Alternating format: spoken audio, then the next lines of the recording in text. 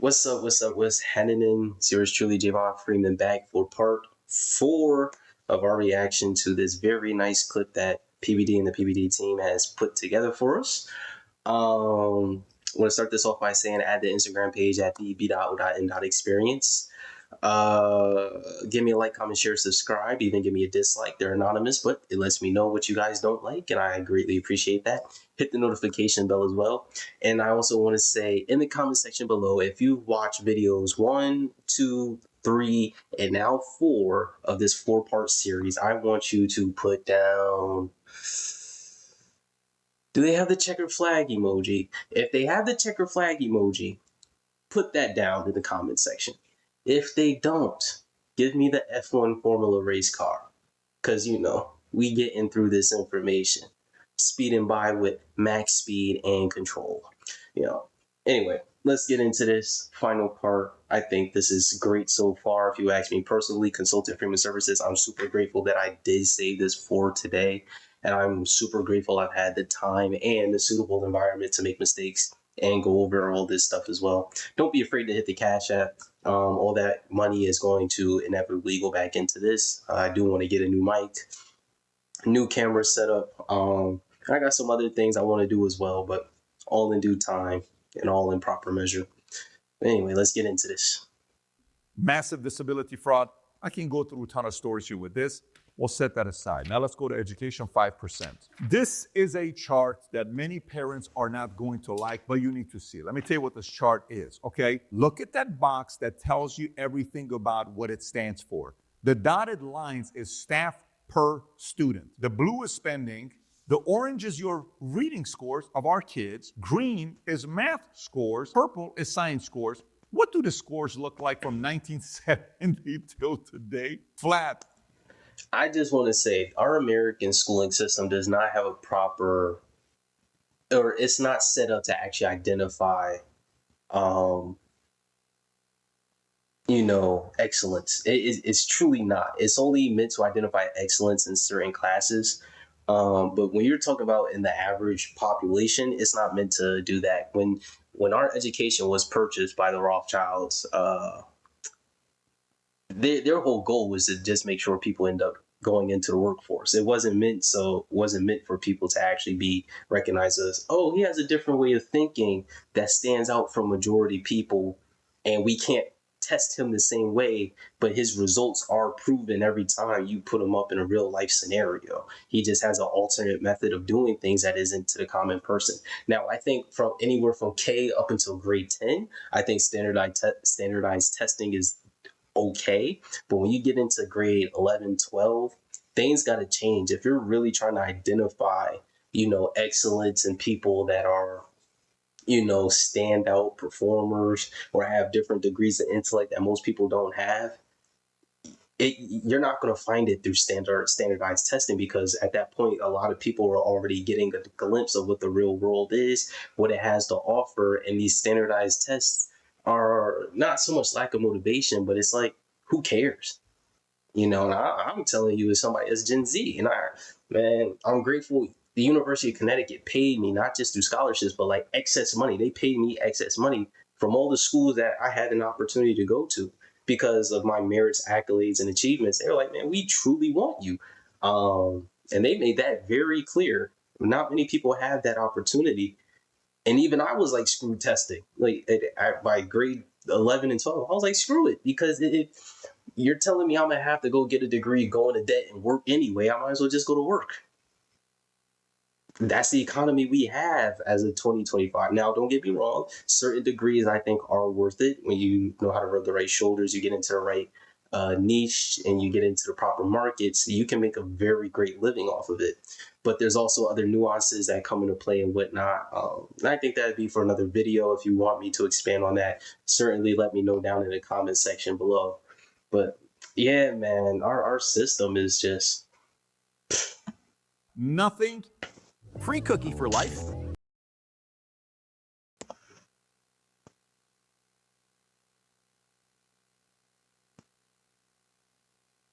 Let's run this back a little bit.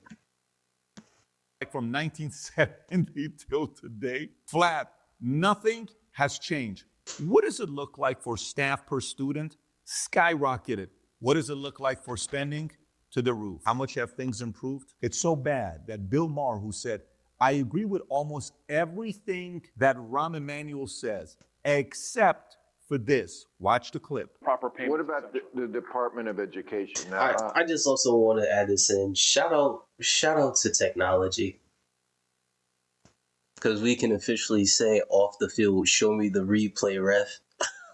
Like, yo, like, I mean, granted, there is going to have to be a much greater level of accountability because so many things are put on camera these days. And I do miss a time. I do miss when things weren't always on camera. I still try to live my life like that. Like, not everything should be on camera.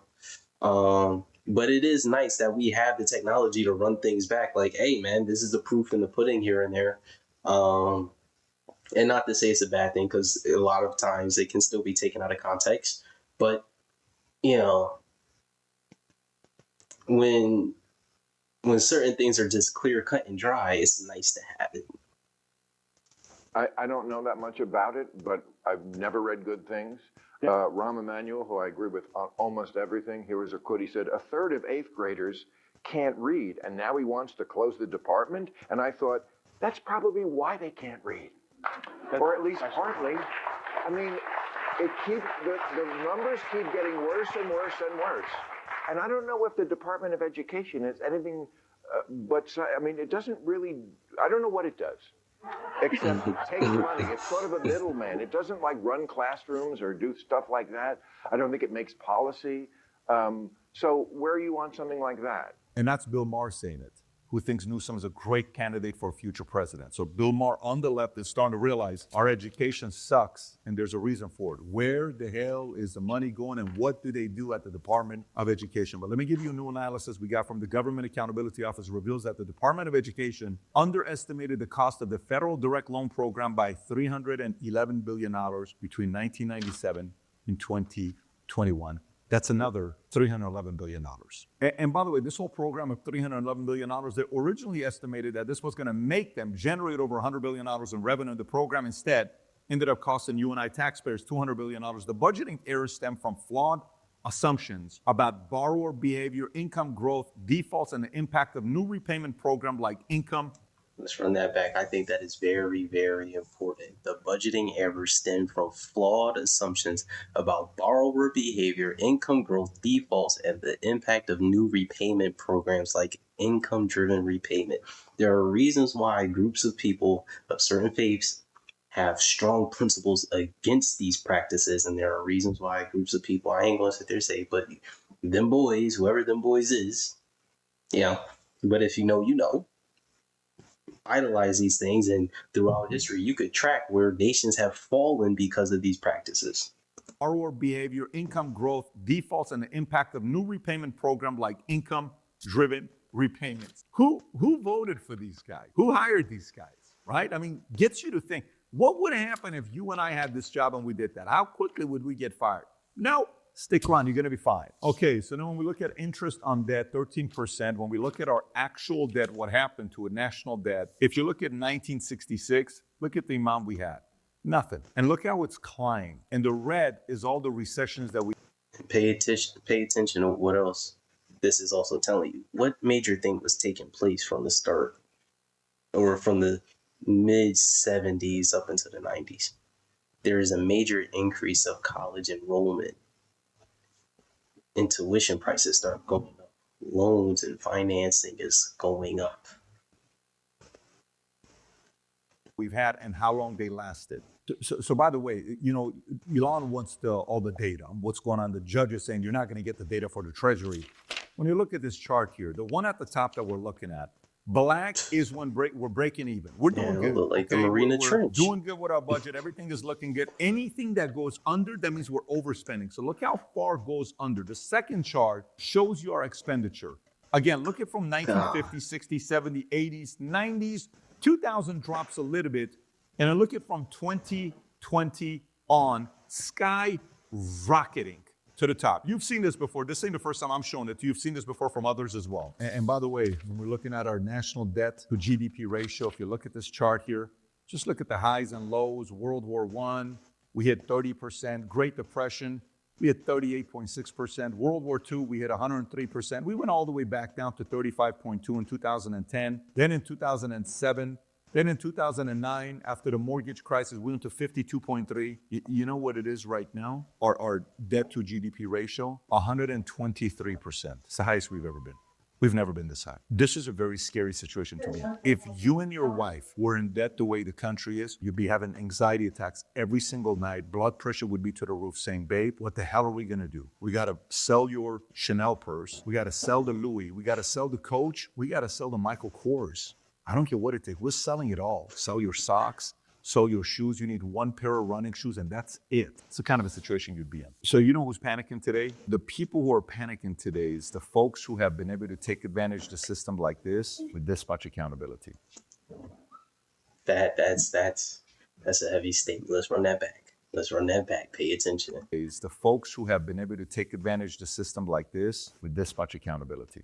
They're panicking. They're like, whoa, I thought we can fool the American people on saying, we're gonna get the budget squared away, but we're not really gonna do it. We know that, right? Like they're gonna forget about it. We'll move on. Why is this guy starting this organization called DOGE, Department of Governmental Efficiency? I think that's what it's called. And they want to come and look at everything? No, he doesn't. He doesn't have that kind of time. He's a guy worth half a trillion dollars. Why does he care about coming? Why does Trump care about this stuff? Let it go, right? Listen to a little bit of Frozen. No, we're coming to you. We're not letting it go. We want to come and find out what happened. I don't know what the numbers, I think it's 17 or 18 or 19 people are investigating Fauci to see what's going on. Accountability is here. Ooh. The people want to know, what did you do with our money? Where's the money? One scene where the guy says, what do you want? You know what the American people said? Accountability. We want to know what you have here.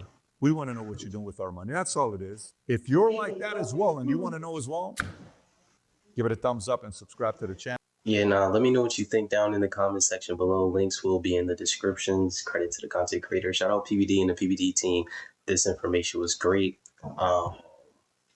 Yeah, give me a like, comment, share, subscribe, and until next time, ciao.